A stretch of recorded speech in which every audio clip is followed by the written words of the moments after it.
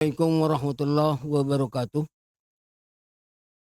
Alhamdulillah wa syukurillah wa nikmatillah wa la haula wa la quwwata illa billah. Amma ba'da. Allahumma shalli wa sallim ala sayyidina Muhammad wa ala ali sayyidina Muhammad. Para hadirin, kawan-kawan sekalian, eh, santri Soko Tunggal, juga anggota PGN Soko Tunggal, pengurus Jatmi, Jemaah Tarekat Muktabar Indonesia. Alhamdulillah wa syukurillah, pada malam ini kita dipertemukan di Pondok Pesantren Abdurrahman Wahid Soko Tunggal. Mudah-mudahan kita semua dapat barokah dan manfaat dari pondok pesantren ini, dan termasuk kita semuanya adalah Gus Durian semua. Berkaitan dengan hal-hal yang bersifat politik atau perkembangan politik terkini adalah saya ingin urun rembuk. Mungkin saya juga subjektif, siapa Nawawi kan seperti itu, tetapi tidak ada salahnya lah saya ingin urun rembuk dengan keadaan yang ini dengan berbagai perspektif sejarah yang mulai dari awal reformasi. Sebelumnya saya ingat kalau bicara tentang kondisi politik itu selalu ingat falsafah politik yang pernah ditulis oleh budayawan nasional Ayub Bakar Cirebon. Itu ditulis pada waktu itu adalah 92 kalau tidak salah, menjelang pemilu Pak Harto terakhir, Orde Baru terakhir. Itu ya kalau tidak salah politiknya itu yang disebut dalam bahasa Inggrisnya the mean of political lacking minimal because the outlaws of religion.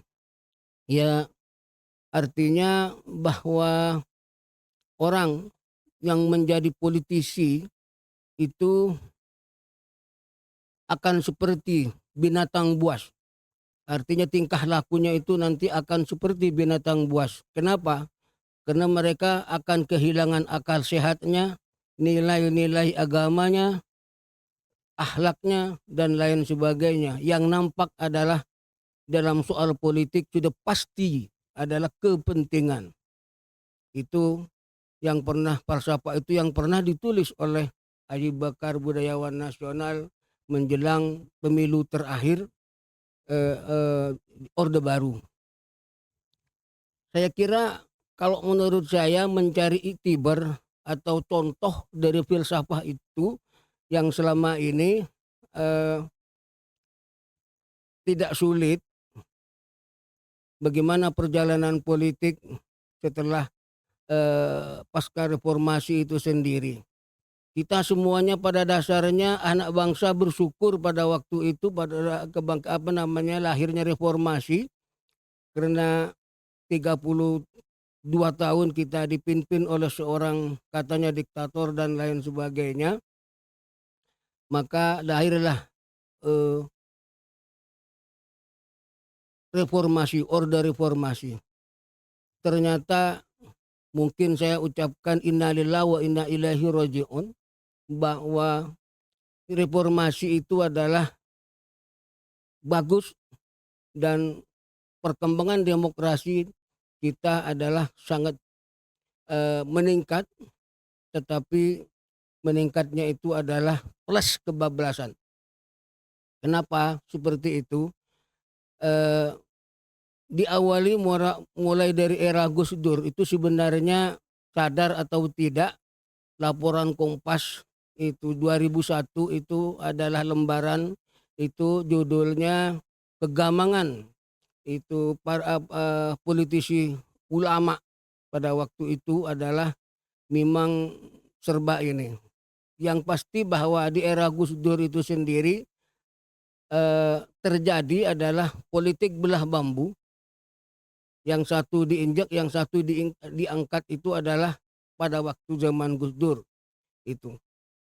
Saya ingat, eee, sidang memorandum yang terakhir itu adalah fraksi dari Partai Kasih Sayang itu, Damai Sejahtera itu yang partai, saudara-saudara kita dari Katolik adalah Sutradara Ginting mengajak kepada DPR, MPR pada waktu itu, marilah kita jangan mendidik anak bangsa kita setiap suksesi harus seperti ini.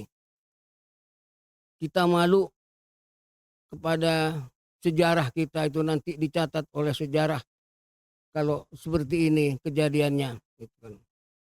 Bukan hanya itu, bahwa saya masih ingat, eee, pidatonya, pendapat Jenderal Titurisno ketika ada acara pekan politik 2000 berapa itu ya, lupa saya, itu yang menyesalkan kita terlalu buru-buru semuanya ketika reformasi itu dan menyalahkan Pak Harto secara total pada waktu itu. Sampai, amandemen itu juga termasuk hal yang ini, sehingga Pak Jenderal Titurisno itu bilang bahwa yang mengamandemen itu adalah MPR, siapapun ketuanya ataupun ini saya kira bangsa kita tahulah itu siapa ketua MPR-nya pada waktu itu adalah itu pengkhianat bangsa. Ya ndak tahu itu apakah pendapat emosional atau apa tetapi memang, amandemen itu memang melahirkan demokrasi yang kebablasan. Saya kira itu, awalnya. Berjalan dengan, pasca itu adalah era SBY itu kita juga harus berhadapan, dengan saudara-saudara kita atau dari kelompok-kelompok, garis keras atau kelompok-kelompok intoleransi dan lain sebagainya. Tetapi tidak tahu siapa yang mengusahakan di era SBY itu praktis itu, kelompok-kelompok radikal itu adalah diayomi sehingga didinabubukkan itu kan. Tetapi terakhirnya juga di era SBY itu menjadi persoalan sampai pasca SBY itu juga menjadi persoalan dan lain sebagainya. Persoalan itu sampai melahirkan 2017 ketika saudara Ahok Gubernur DKI Jakarta itu adalah kepleset tentang Al-Maidah, 51 itu adalah yang paling genting pada waktu itu. Padahal kita semuanya sepakat Indonesia itu bukan negara agama, tapi juga bukan negara sekuler. Tetapi negara itu selalu hadir ketika ada persoalan agama yang timpang pada waktu itu kan seperti itu. Baik, saya pikir itulah, perjalanan demokrasi kita pasca reformasi. Nah, berkaitan dengan hari ini adalah saya juga menyaksikan bahwa tadi itu adalah masih ada demo. Saya ya katanya soal MK, soal MA berkaitan dengan itu, kemudian juga DPR dan lain sebagainya, sidang sampai ditunda itu mungkin ada hal-hal yang tidak lazim dan lain sebagainya. Tapi menurut saya adalah hal yang masih normatif. Ya dalam soal politik sudah pasti itu ada usaha yang begini, ada yang usaha begitu. Tetapi kenapa narasi-narasi yang dibawa oleh mahasiswa, bahkan guru besar saja itu menarasikan adalah sepanjang, orde reformasi ini adalah itu pemilu di bawah Jokowi adalah paling brutal dan lain sebagainya. Kita masih ingat seorang mahasiswa, UGM dulu itu, ya ternyata ya juga itu ada pesan karena ternyata, mahasiswa itu adalah beasiswa dari partai politik, tertentu. Saya kira itu, makanya itulah sangat subjektif kalau menurut saya.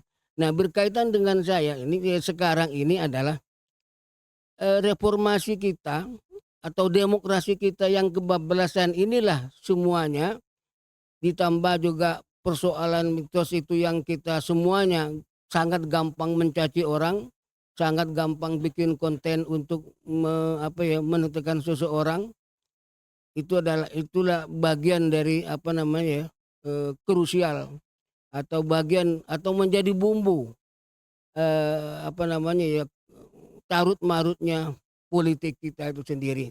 Tapi sekali lagi kalau menurut saya masih normatif, memang semuanya kita bertugas, harus ada yang pemerintah itu harus ada yang mengawasi, itu kan. Tetapi pengawasan di sini adalah sebenarnya harus disesuaikan dengan ini, karena kita sudah punya Pancasila itu sudah terukur semua, ada wasawirhum bil amri dan itu kan, dan mekanismenya sudah ada di PR dan lain sebagainya. Apa iya kita di tengah kita lagi membangun yang ekonomi sekarang itu masih marat-marit, harus menyesuaikan dengan kondisi ekonomi dunia, tetapi, guru besar kita, politisi kita adalah seperti itu. Inilah yang kalau menurut saya rasanya tidak adil kalau menurut saya itu. Pastilah saya ingat yang filsafat tadi itu, bahwa ini adalah unsur kepentingan ya yang sangat dipaksakan, kemudian atas nama demokrasi itu sendiri. Padahal banyak itu kalangan atau bangsa kita, anak bangsa ini yang memuji tentang langkah, Presiden Jokowi, mulai dari persoalan ekonomi, pembangunan dan lain sebagainya sebenarnya banyak dipuji. Tetapi yang terpenting adalah, eee, politik setiap suksesi itu adalah menjadi persoalan yang besar adalah di era Jokowi itu adalah terjadi konsolidasi. Itu kan dengan Pak Prabowo yang sebelumnya, ya memang punya punya bacaan atau punya track record yang dianggap sangat jelek dan lain sebagainya. Tetapi itu adalah soal perjalanan politik. Tapi tidak bisa ternyata ya jasa-jasa Prabowo terhadap prajurit, perjuangannya di Timur dan lain sebagainya itu sampai ini.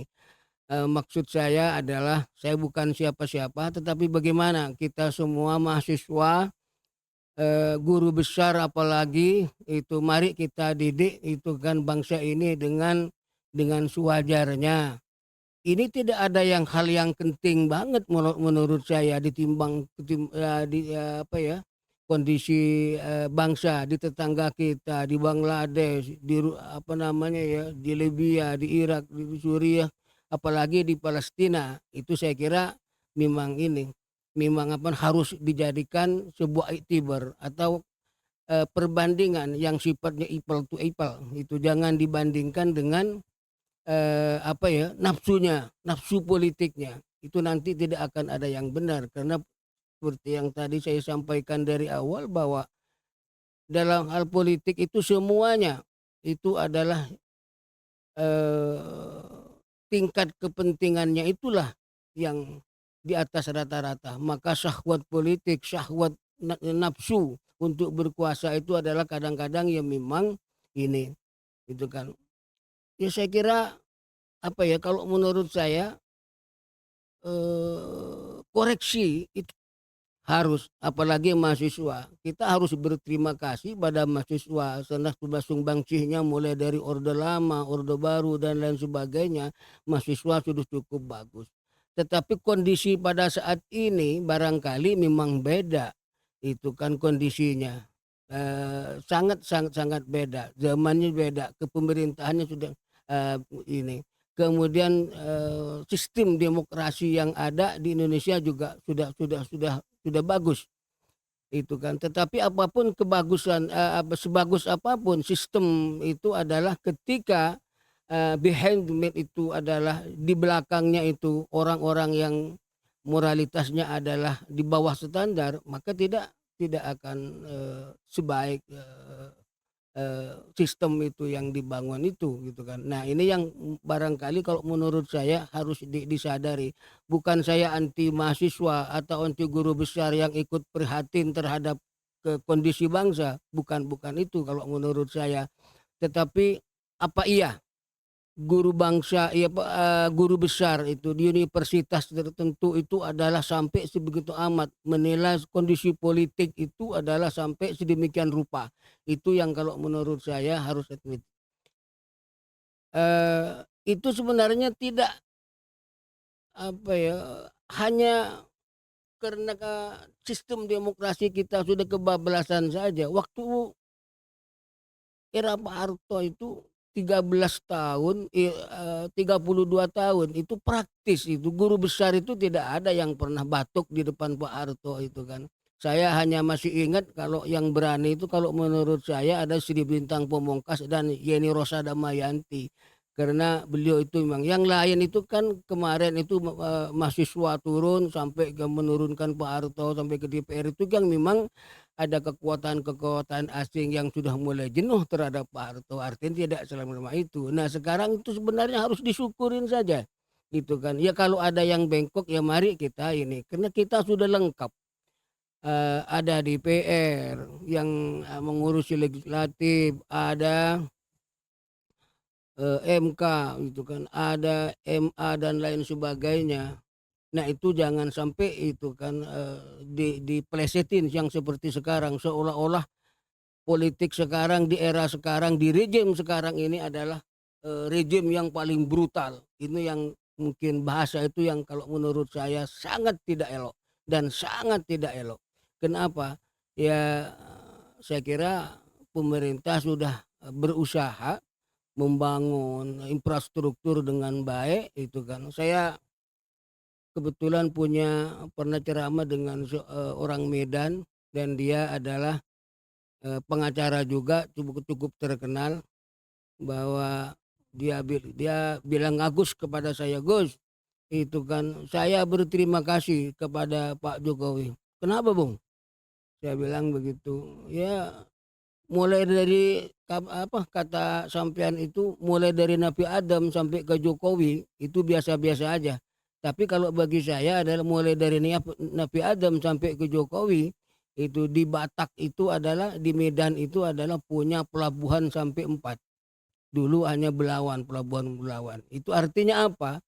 Ada juga publik atau masyarakat atau daerah yang berterima kasih. Ya saya kira tidak bisa dipungkiri bahwa misalnya di Papua tidak pernah tersentuh, sekarang sudah mulai tersentuh dan lain sebagainya. Itu kita harus harus diinin mahasiswa ya juga harus mikir juga lah, tidak ini.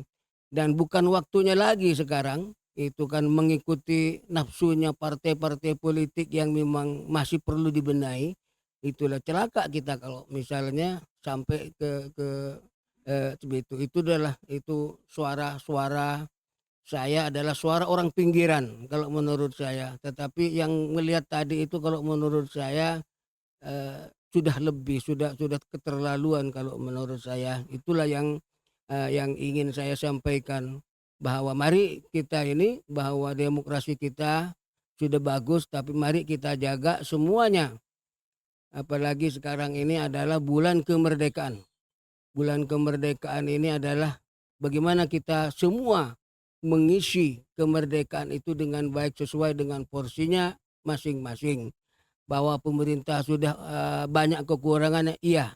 Tetapi kita sudah banyak lembaga, sudah banyak orang-orang yang ahli. Mari kita semuanya berpartisipasi untuk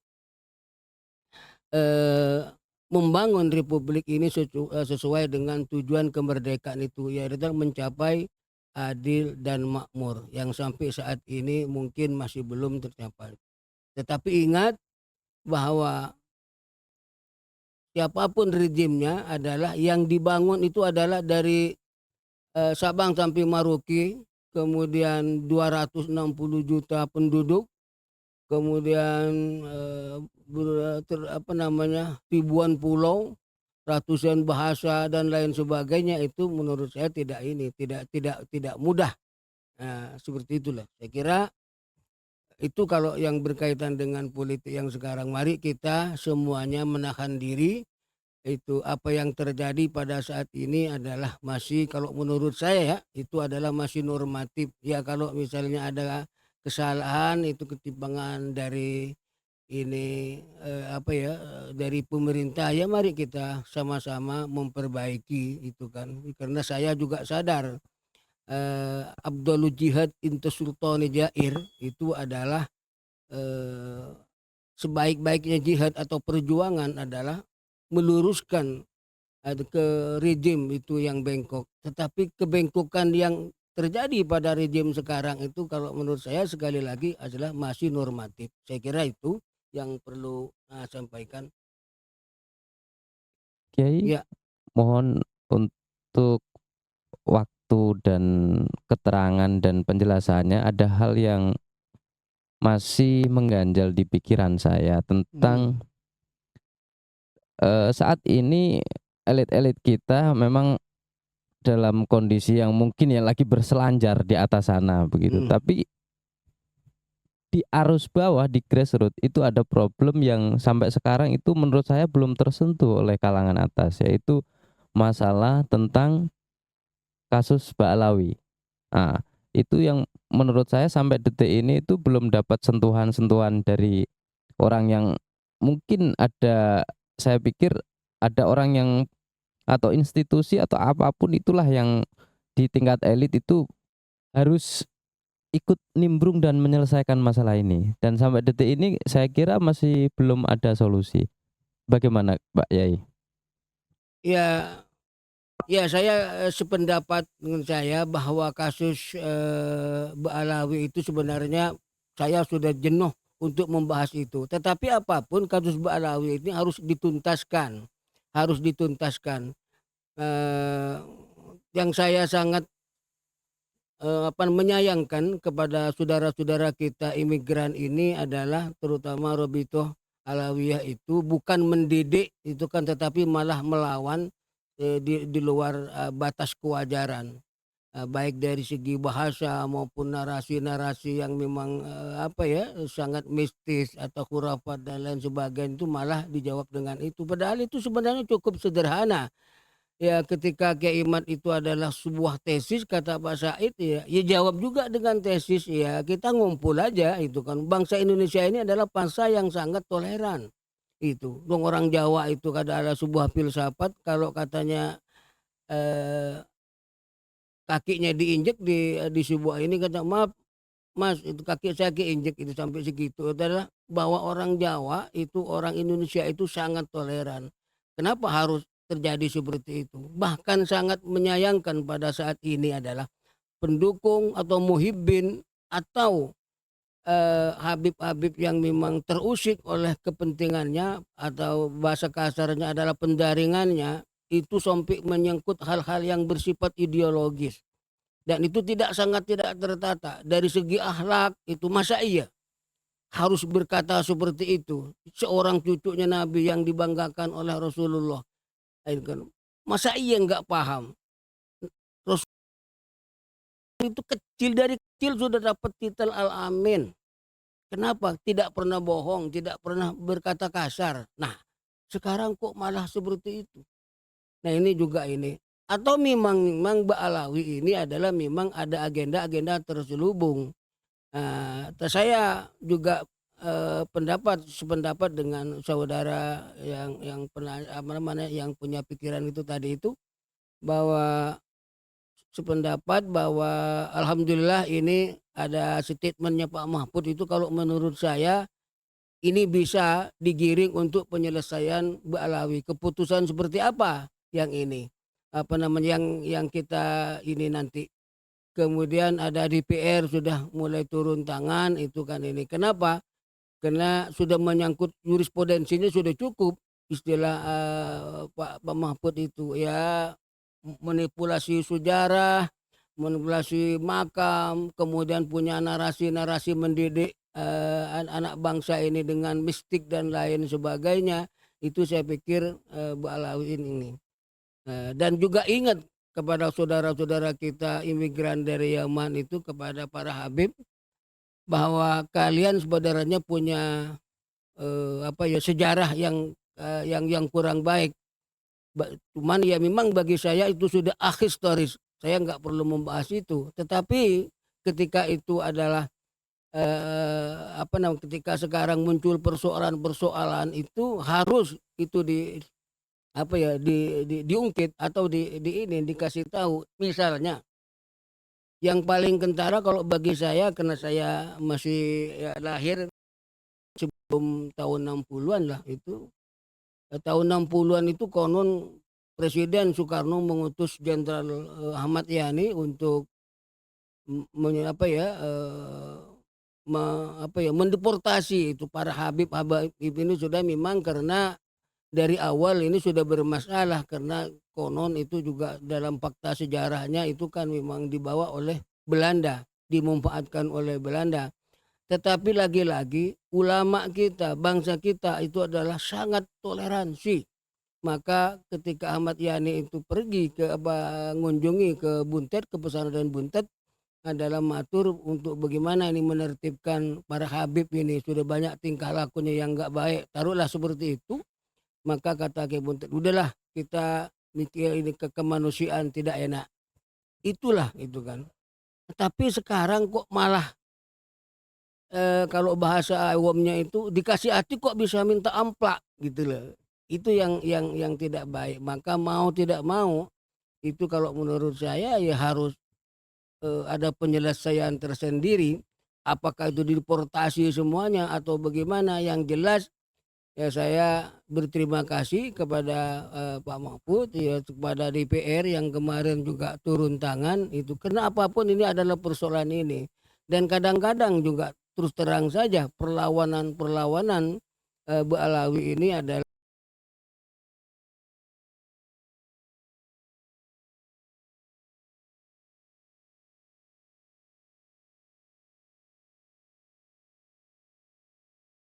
namanya, dikasih apa ya, penjelasan kepada mereka sehingga mereka tidak berpidato seperti itu. Ya, saya kira itu soal-soal Ba'alawi itu. Mudah-mudahan nanti kita semuanya Allah memberikan rahmat kepada kita sehingga itu kita terselesaikan dengan baik dan semua pihak adalah hatinya terbuka dengan lapang dada, dengan arif, sehingga hal itu bisa, ini tidak mengganggu pembangunan, republik ini ke depan. Saya kira itu. Terima kasih. Wallahul muwaffiq ila aqwamit thoriq. Wassalamualaikum warahmatullahi wabarakatuh.